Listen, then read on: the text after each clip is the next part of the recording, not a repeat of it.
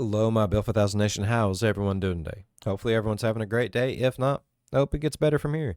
We are back with another MrBallen video. This one is titled Top 3 Places You Can't Go. People Who Went Anyways, Part 1. Alright, I'm excited. I love the 3-story ones. Let's go ahead and get into today's story. Go ahead, turn them lights down low, put on something comfy, cuddle up with someone special. Let's get concerned. Yeah.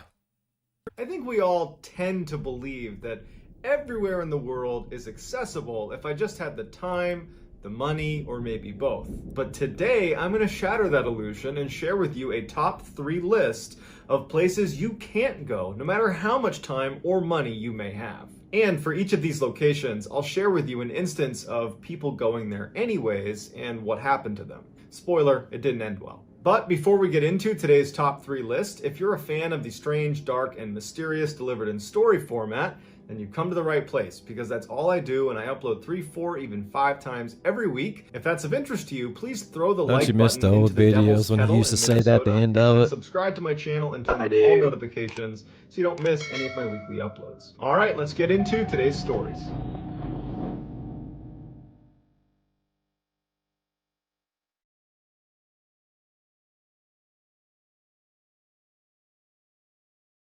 There is this tiny, lush, heavily forested, beautiful island, 93 miles. See, I hate reading things, but I don't know what this says because I'm pretty sure I just cussed somebody.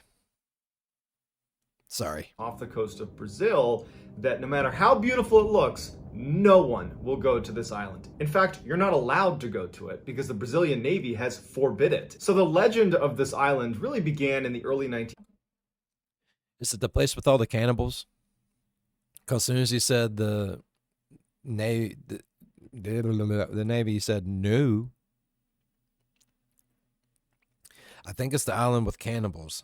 1800s, when a local fisherman was off the coast of the island and saw right on the edge of the forest were these beautiful banana trees with all these bananas that were ripe and ready to be picked. And he thought, I can easily pull my boat over to those rocks over there, hop out, grab some bananas and bring them home, no problem. That'll take me, 10 minutes to do. And so he pulls over by himself to get these bananas. He anchors his boat. He walks up the beach. He climbs up the tree and he starts hacking down some bananas. And while he's up there, he suddenly feels a sharp pain on his rib cage. And he falls out of the tree and he looks down and he's bleeding out of his rib cage because he can see it on his shirt. There's blood on his shirt. Was there a branch that jabbed me in the side? Like, what was that? And he's alone. He's 93 miles from the mainland, and so in a panic, he ditches the bananas, he runs to his boat, gets it unanchored, and starts making his way back to the mainland, but on the trek back, he passes out in the boat. Later that day, another group of fishermen see this boat kind of drifting around near some rocks, and it looks like something's wrong, so they make their way over to it, and there's this fisherman who went to get the bananas, but he's lying on his back. He's clearly dead, and he's in a pool of his own blood. 20 years after this incident, there was a lighthouse keeper that was assigned to work on this island, and he brought his family with him. They were staying in the main house of the lighthouse, and it was going fine for the first couple of days they were there. But at some point, captains of vessels that would drive past this island and relied on that lighthouse noticed that the light wasn't on. And so they reported it to the mainland, and a search party was sent out to check on the lighthouse keeper and his family to make sure that they had all their supplies and that they were okay. When they get to the lighthouse, they find the entire family is dead in their bed. And the only clue they had were these puncture marks all over the bodies of these deceased lighthouse keepers and an open window. So what killed these people that went to this island? Technically, they died from a poison that literally melts your organs within 60 minutes of coming in contact with it. But that poison comes from a very famous venomous snake called the golden lancehead viper that only exists on this island. They exist nowhere else in the world.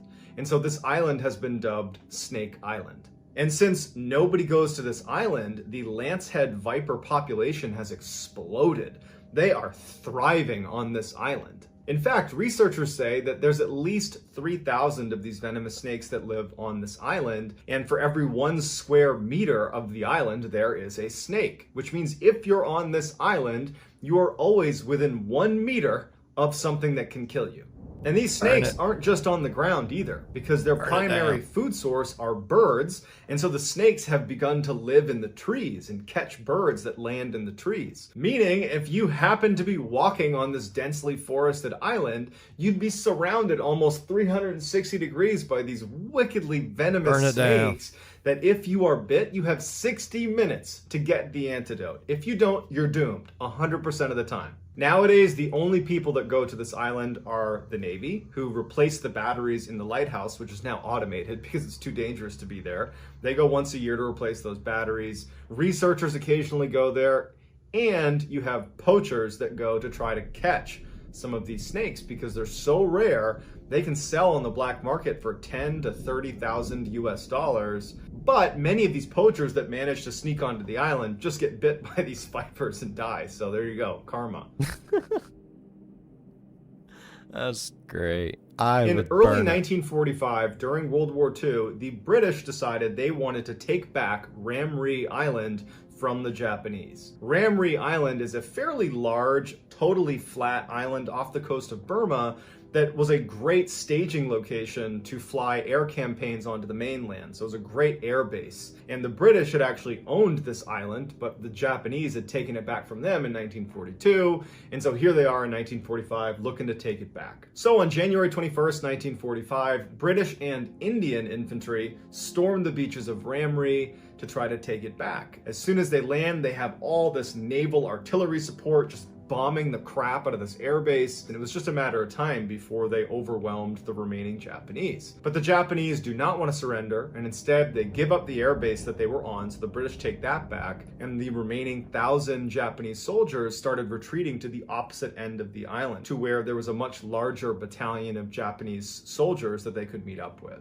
But the only issue with this particular retreat was they would have to go through 10 miles of mangrove swamp where there's poisonous spiders and insects and deep mud, making it almost impossible to move. But they're determined and they head off into the swamp. But what the Japanese were not ready for is what Ramree Island is famous for: a creature that makes poisonous snakes and spiders and insects look like child's play. And they were walking directly into its den. A dragon? The British troops decided, we're not going to go chasing them. Is it a dragon? The swamp.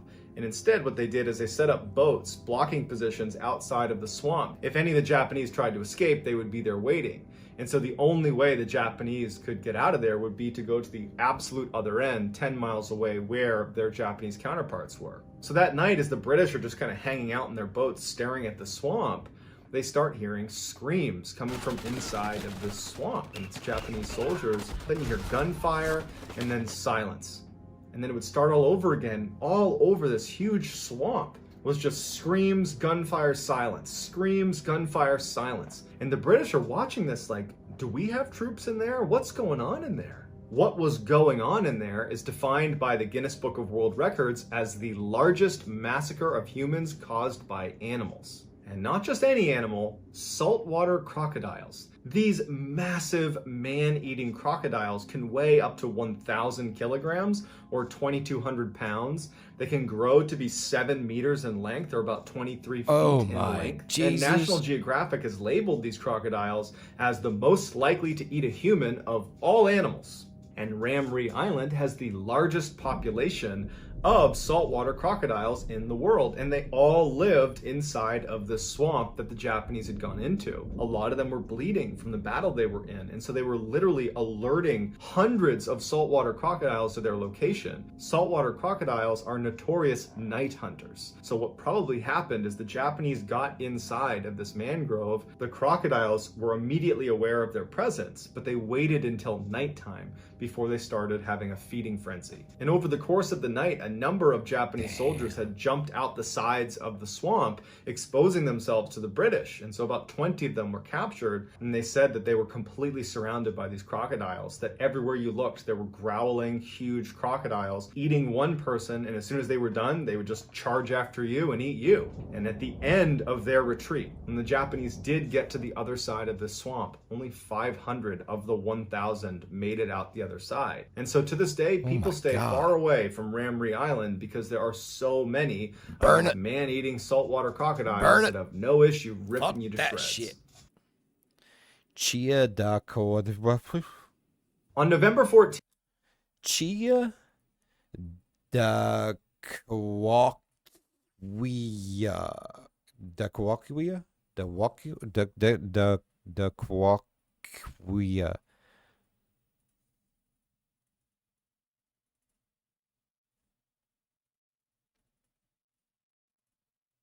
2018, John Chow hired two fishermen to take him out to this little island in the Indian Ocean. The fishermen were not excited about this, not only because it was illegal to take him out to the island, but because the last time some fishermen had gone to this island, they had both died. But the fishermen needed the money, and so they went with John and they drove under the cover of darkness to this island and they anchored a little ways offshore. The next morning when the sun came up, John asked the fishermen to take him in a little bit closer, but the fishermen refused. So John puts a kayak in the water and he begins paddling into this island. And as he gets close to the actual beach, he sees someone come out of the forest who has their face painted yellow and they're screeching at the top of their lungs. And John yells out that he's not threatening them, he just wants to come ashore and talk to them. And then a wave of people with yellow painted faces come charging out of the woodline and start firing arrows in his direction. So John, in a panic, turns around and paddles right back out to the fishing boat. Later that day, John tries to make another attempt at landing on this island and communicating with the people that live there. So he takes his kayak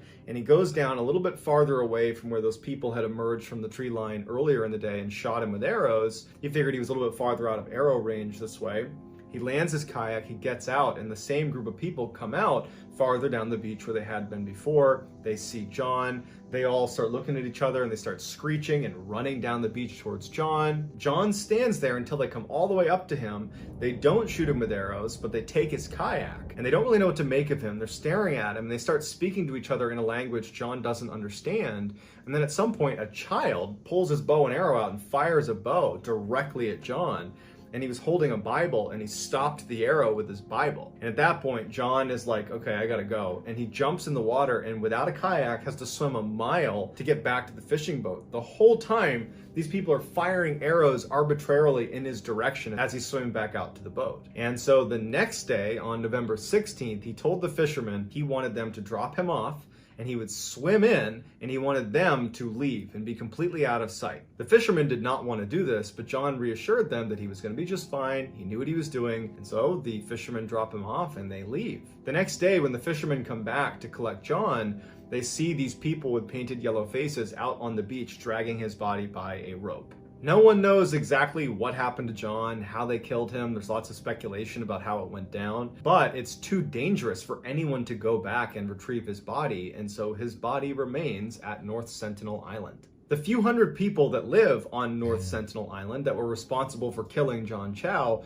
they're referred to as the Sentinelese, and they are unbelievably primitive. They are completely cut off from the modern world. They live a hunter-gatherer lifestyle. They have no conception of agriculture. They haven't even discovered fire yet. They literally have to wait for lightning to strike and then run and collect the embers and try to keep the embers alive. Researchers believe that the Sentinelese are direct descendants from the earliest human ancestors that came out of Africa. And as much as we'd like to learn more about the Sentinelese, we probably won't, because they aggressively resist outside contact. They won't even let the other similarly primitive neighboring island tribes to come on their island. The Sentinelese want only Sentinelese on that island. No one else can be there. If you're not a Sentinelese and you try to go to their island, they'll just kill you. So let me know what you think of these three crazy locations, and let me know if you could go to any of these three locations, which one would it be and why? The best answer to that question will get pinned at the top of the comments section. To either of the first two to burn it down. If you enjoyed today's story and you haven't done this already, please throw the like button into the devil's kettle in Minnesota and then subscribe to this channel and turn on all notifications. All right. I really enjoyed today's video, MrBallen. It wasn't a very long one, unfortunately, but I do like the three stories, and those were really good. I really liked them. Man, yeah, either one of the first two just to burn the motherfuckers down. The last one, let the people live in peace. I understand that. All right.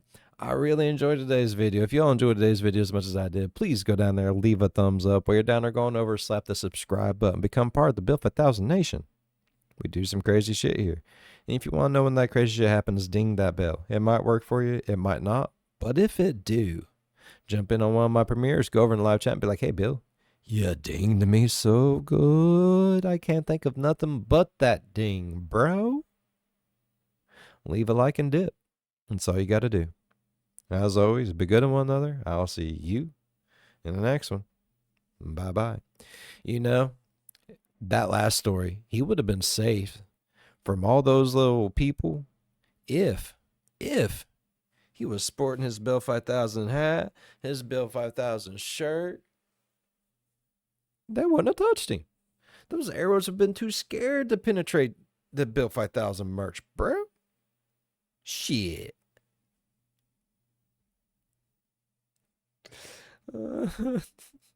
It wasn't up. That merch does not protect you from arrows. Don't try it at home. Don't.